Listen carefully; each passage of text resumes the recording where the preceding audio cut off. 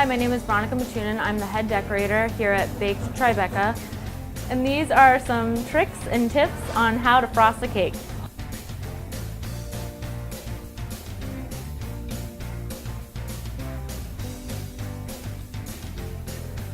So what we're going to do is start by cutting our layers of cake. Cut off the top so you have about an inch left of cake. You can save the tops for trifles, cake pops. And after you cut the first layer, we put a thin layer of simple syrup to add extra moisture. This is the sweet and salty cake, and we're going to put the salted caramel down.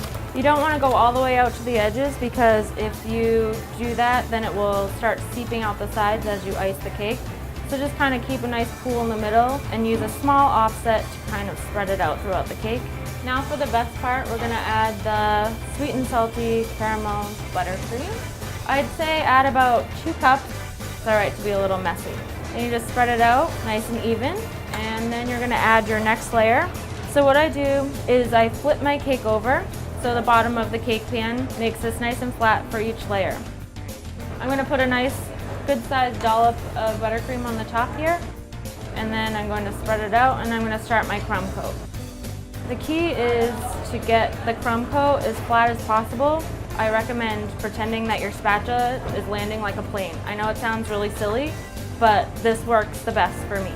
I try to get a nice 90-degree angle because if you don't, you're going to be fighting with your cake later. So the nicer your crumb coat, the nicer your cake will look. Now I'm going to cheat a little by using my cake comb and scrape off the excess just to make it even more flat.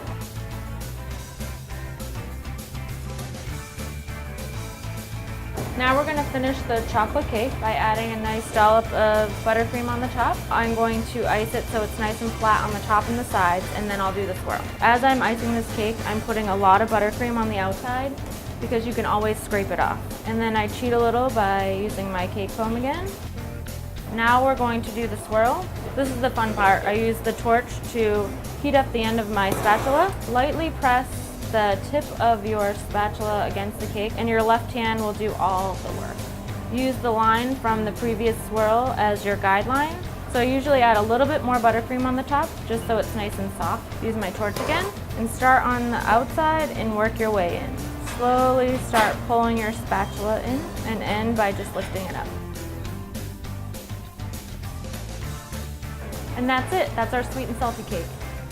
Now we're going to finish our vanilla cake, and we're going to top it with, just like I did with the chocolate, we're going to get it nice and flat. Then we can get the sprinkles ready and add it to the sides. If you don't have a large bowl, you can always put a smaller bowl underneath your cake spinner just to catch the excess so you can reuse them for later. So now I have my sprinkles and I'm ready to finish the cake. I'm going to start by adding some on the top and pushing them out. This cake makes a perfect birthday cake. Everybody always asks for this one. So that was the easy part, and this is the part that everybody always can't get quite right. So what you do is hold a pile of sprinkles in your hand and kind of slowly work your way up the side of the cake. And it doesn't matter if they fall off, you can always use the excess later. And then you just kind of pull all the excess sprinkles off and catch them in the bowl, and that's it. That's our sprinkle cake. That's one of my favorite things to do is write on cakes. It seems like it'd be hard, but if you write on a cake as if it's your own handwriting and look at a style that you sort of like, it's easy. Anyone can make a cake, but being able to ice it perfectly really takes it to the next level.